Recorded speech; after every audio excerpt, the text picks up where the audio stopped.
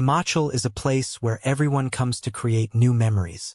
It's such a beautiful spot that once you visit, you won't want to leave. The people and the culture here are so amazing that you'll never feel like an outsider.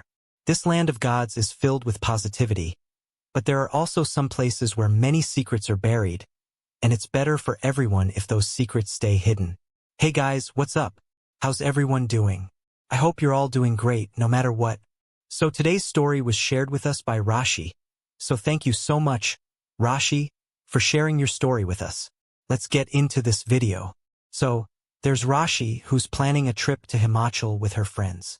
Rashi has 3 friends, Kalpana, Komal, and Deepika. They formed a group and planned a 7-day trip where they will visit different places in Himachal. They were about to explore, so their first day was going to be pretty long. They actually lived in Mumbai, so they flew from Mumbai to Delhi. After that, they went to ISBT Kashmiri Gate, where they had their HRTC bus that would take them straight to Himachal.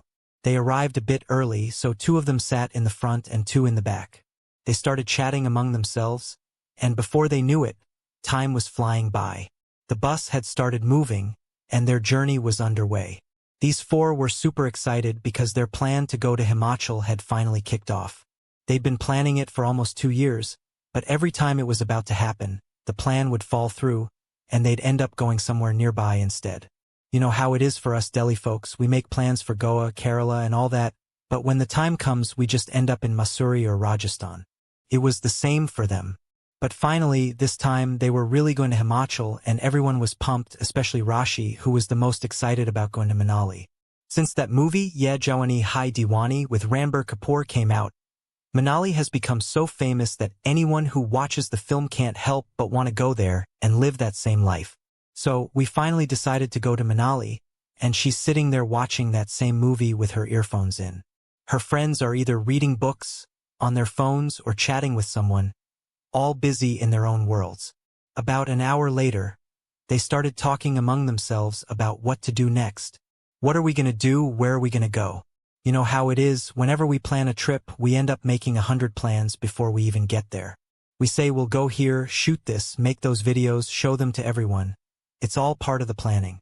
But then suddenly the lights go out, and it was getting pretty late, so it was time to sleep. The people around us, the other passengers, were starting to doze off too, and slowly it got really quiet.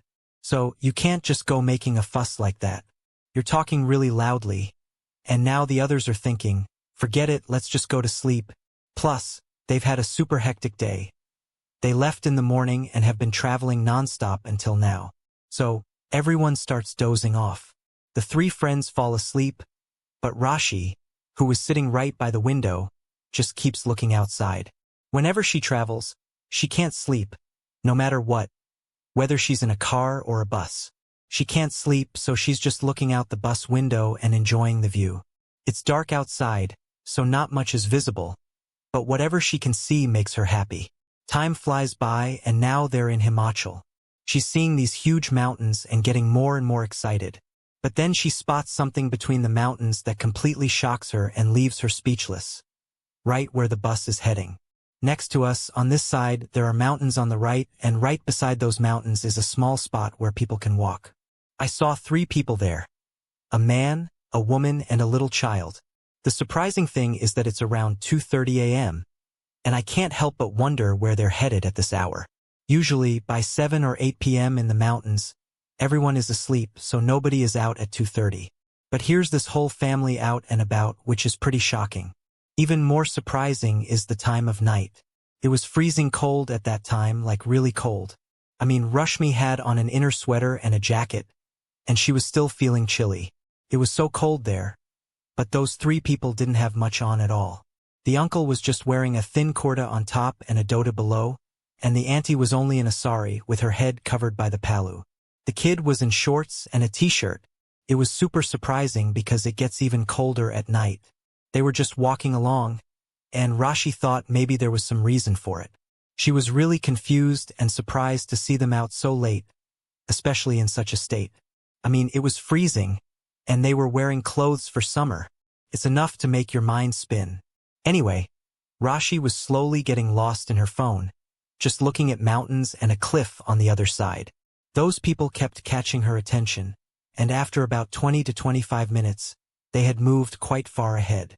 She's looking outside when her eyes land on something again.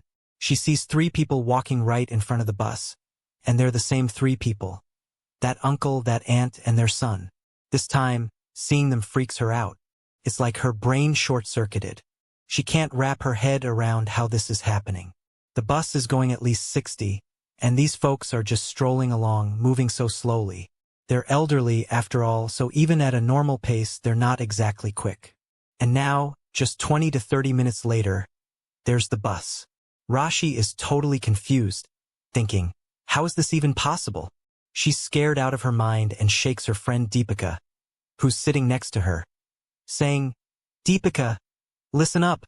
Deepika wakes up and asks, what's wrong with you? Are you crazy or what?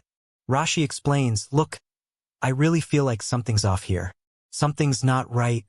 Deepika's like, what do you mean? Rashi spills everything about how she had seen 3 people before, and now they're right in front of the car. She just can't wrap her head around it. Deepika, come on, there must be some shortcut they took. Why are you stressing so much? Just drop it and go to sleep. Don't talk nonsense, we just entered Himachal. And Rashi, who was so sure that there couldn't be a shortcut, is looking around the whole way. How could there be a shortcut? There has to be some link for that. There was nothing but road, mountains, and a valley below. No other path, no smaller route by the mountains, nothing at all. Yet these people are still talking about it. The passengers were a bit confused, but then we stopped at a rest stop.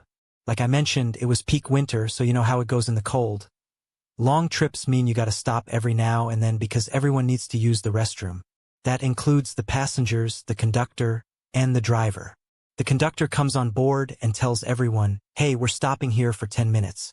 If you need to use the restroom, go ahead. There's a little dhaba outside where you can grab some tea or snacks. We'll be back on the road in about 10 to 12 minutes.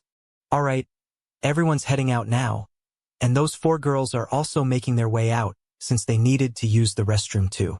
Once they finish up and are free, they still have a bit of time left, like about 5 or so minutes. So, they're just hanging out outside. While they're waiting, Rashi tells the other 3 what she saw.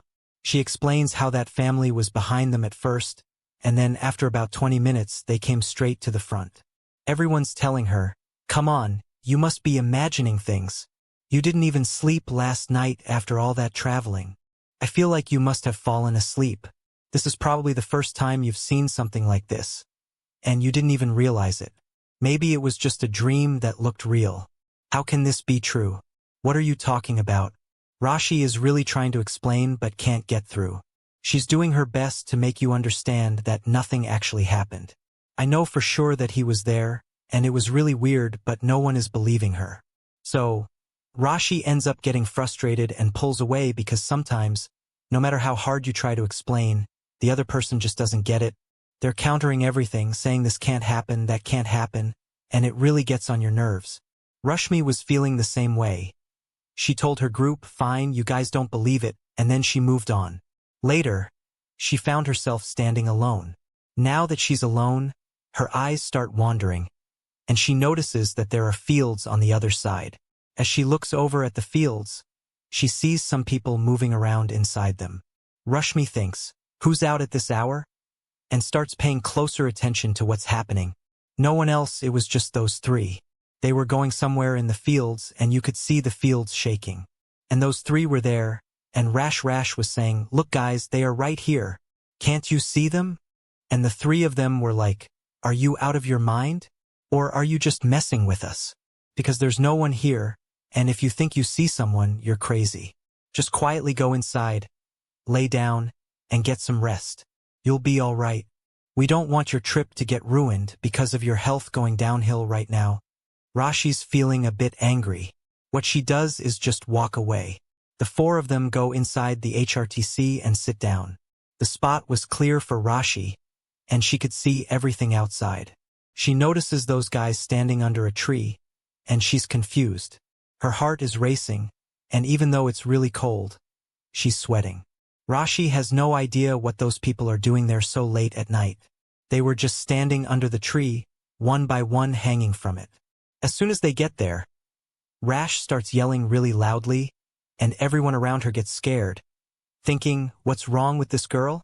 Has she lost it? Then suddenly, there's complete silence. Half the people are asleep and the other half are tired.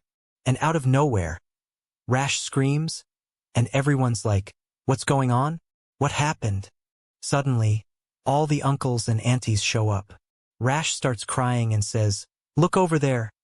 Uncle, what are those people doing? Everyone looks over and sees that there's nothing going on, just wondering what she's so worked up about. Rashi is crying and the conductor and driver have both arrived. Before that, they took her outside and told her to chill a bit, not to panic about the suffocation. They said to sit outside in the fresh air. Then the guy from the roadside stall comes with a water bottle and says, ma'am, please drink some water. Are you okay? And she's still crying, trying to explain that she saw some people in the trees, hanging there, and that they were chasing us. She's trying to get this across, but no one understands what Rashi is saying. Meanwhile, the guy from the stall, the guy at the roadside diner says, look, everything you saw was real. It wasn't some kind of illusion or anything. But please don't be scared. Just drink some water and calm down. Okay? So she takes a little sip of water and slowly starts to come to her senses. Her breathing slows down a bit, but her heart was racing so fast it felt like it might explode. Now she's starting to get a grip on things. All her friends and other passengers are around her, asking what happened. The diner guy explains, this happened about 3 or 4 months ago. There was this family living on a farm, and unfortunately, a few months ago, their crops didn't grow well at all. They were deep in debt, and one day they ended up taking their own lives right there in their fields. It's a true story. People say they've felt the presence of the family since then. Many believe that they're still wandering around because the whole family left together.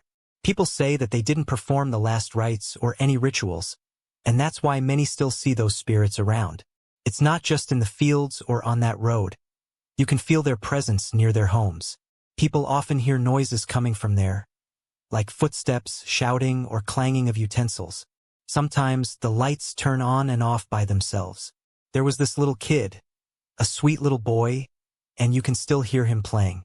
Villagers believe that those spirits are still around, and the ones you've seen are the same souls. They don't harm anyone.